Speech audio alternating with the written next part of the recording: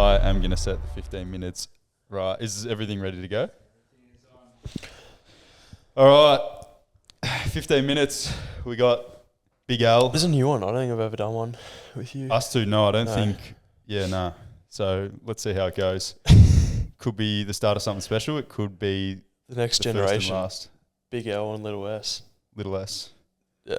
Yeah, not sure about that. What is a lowercase s? We actually, funny story, Lenny had never seen a lowercase z the other day. We won't go there. Anyway. No, all right, so the riddle. We're going to start with a riddle. 2 fathers and 2 sons went for pizza. Each person had a full slice, but only 3 slices were eaten. How?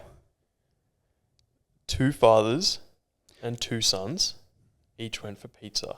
Went for pizza. Yes. They went for pizza together. Each person had a full slice, but only 3 slices were eaten. How?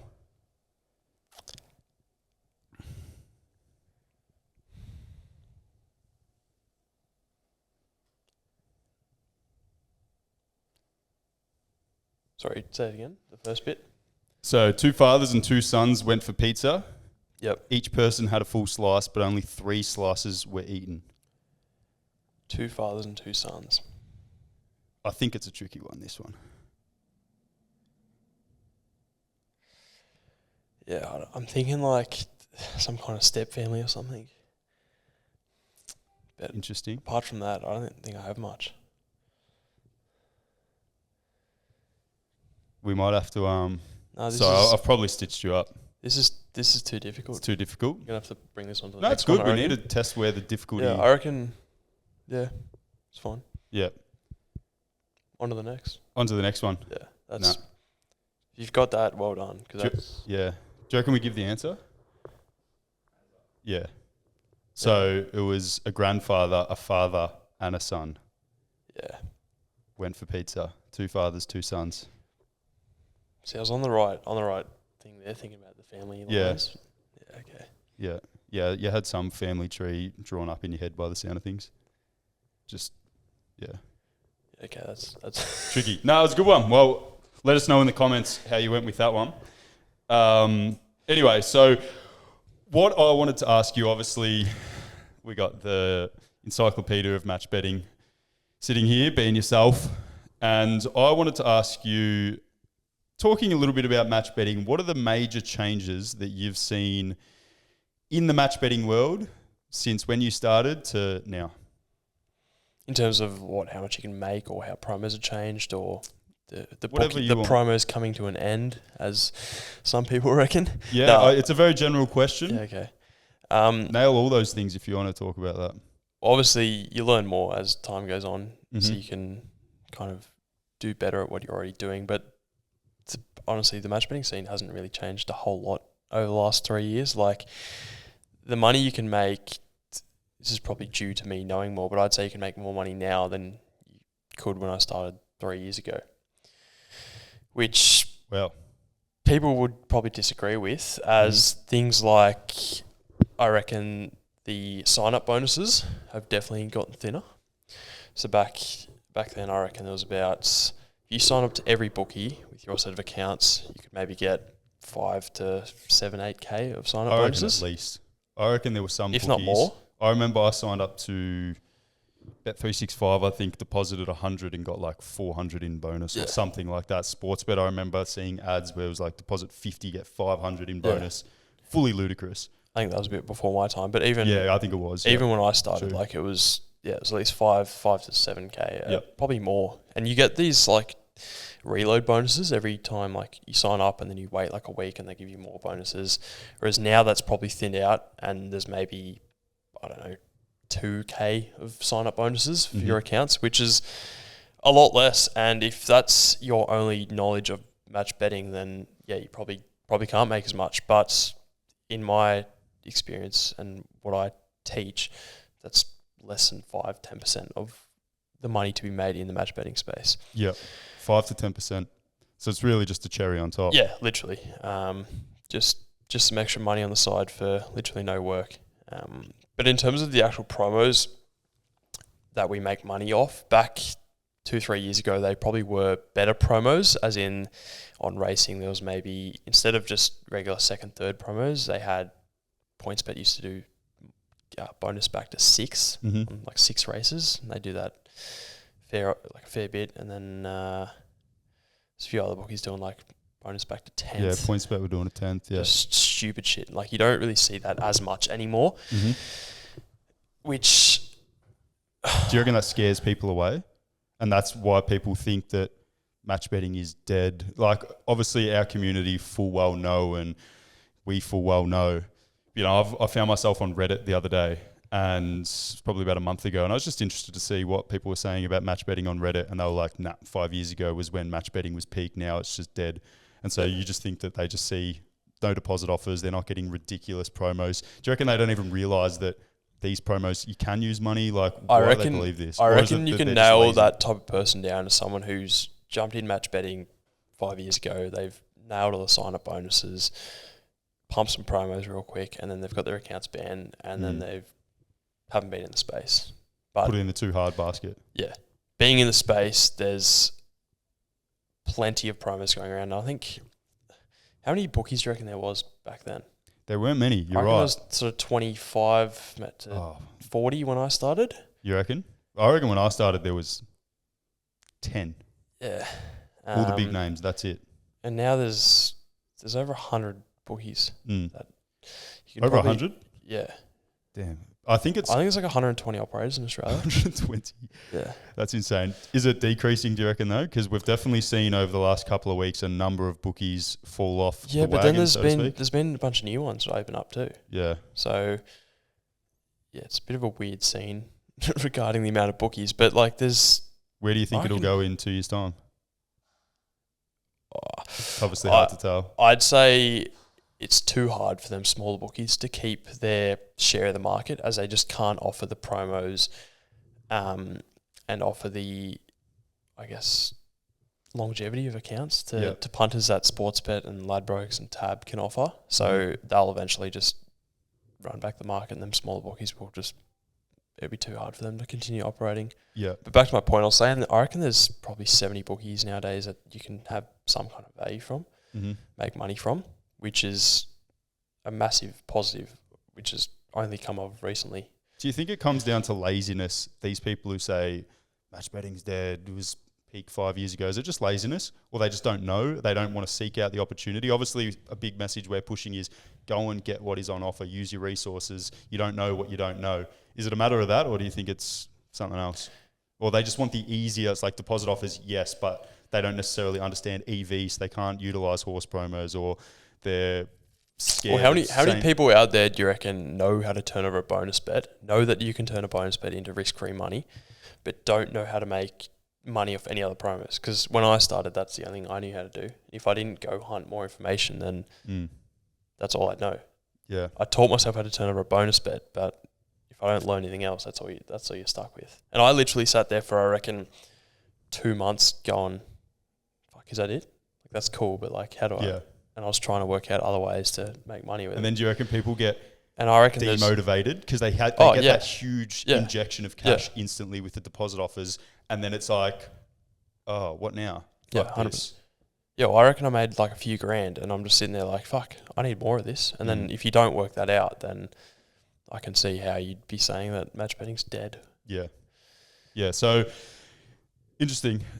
In terms of sport promos, we've seen a bit of a change in the sport promos throughout this season. Obviously, you're running the sports system along with Dennis. Can you talk us through a little bit of those changes and what that means for potentially, match bettors and also punters?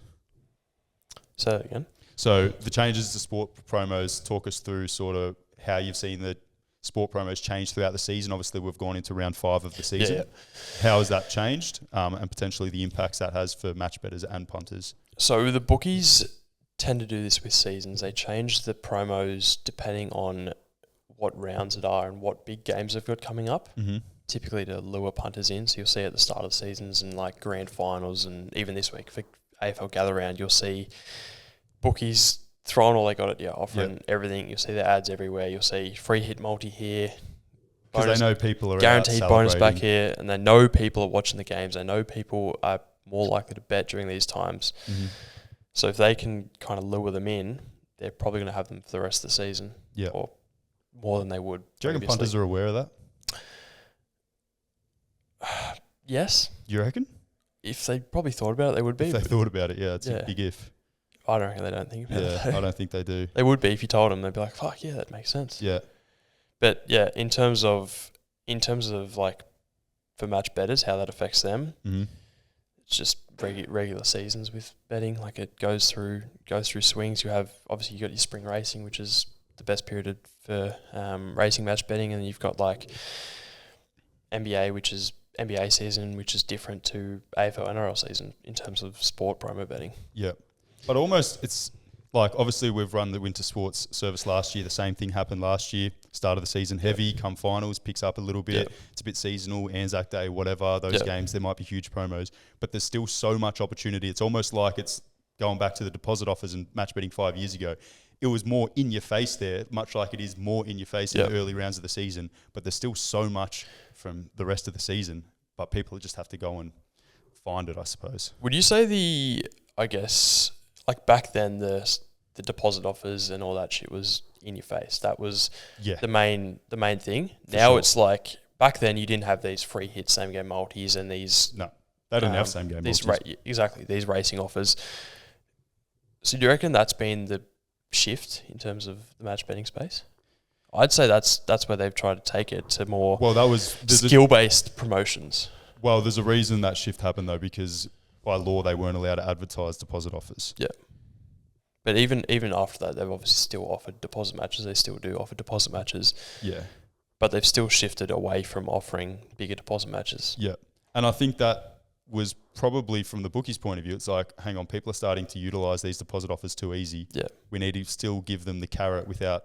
so a more skill-based promotion if you're trying to take advantage of... If you're a match bettor, you need to be a higher skilled match bettor, essentially, to capitalise on the opportunity. We've been talking about change and how the industry changes and how, we need to change with it. And obviously something that has changed recently within the system, our horse system, we are moving away from the system being the horse system. The horse system is just a part of what we do here, but within the horse system, the last sort of 2 weeks, our promo list has looked a little bit different.